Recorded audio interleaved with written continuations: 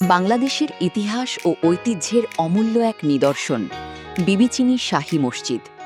বরগুনা জেলার বেতাগী উপজেলার বিবিচিনি গ্রামে অবস্থিত প্রায় ৪০০ বছরের পুরনো এই মসজিদ আজও মুঘল স্থাপত্যের অনন্য সৌন্দর্য ও ঐতিহাসিক গুরুত্ব বহন করে চলেছে।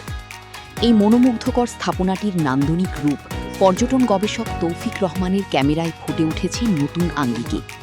ইতিহাস অনুযায়ী ১৬৫৯ খ্রিস্টাব্দে পারস্য থেকে আগত সুফি সাধক শাহ নিয়ামতুল্লাহ ইসলাম প্রচারের উদ্দেশ্যে বাংলায় আসেন।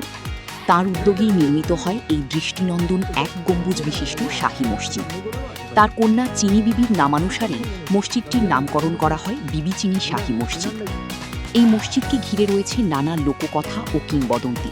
স্থানীয়দের বিশ্বাস, শাহ নিয়ামতুল্লাহর অলৌকিক ক্ষমতায় বিষখালী নদীর লবণাক্ত পানি সুপেয় হয়ে ওঠে। আবার অনেকের মতে মসজিদ নির্মাণে অলৌকিক শক্তির সহায়তা ছিল। যদিও এসব কাহিনীর ঐতিহাসিক প্রমাণ নেই, তবুও এগুলো আজও এই অঞ্চলের লোক ঐতিহ্য ও সংস্কৃতির অবিচ্ছেদ্য অংশ। বাংলাদেশের এমন অজানা ইতিহাস, ঐতিহ্য ও দর্শনীয় স্থান নিয়ে আরও তথ্যবহুল ভিডিও দেখতে travelbangla.com চ্যানেলের সঙ্গে থাকুন। ভিডিওটি ভালো লাগলে লাইক, শেয়ার এবং সাবস্ক্রাইব করতে ভুলবেন না। ধন্যবাদ।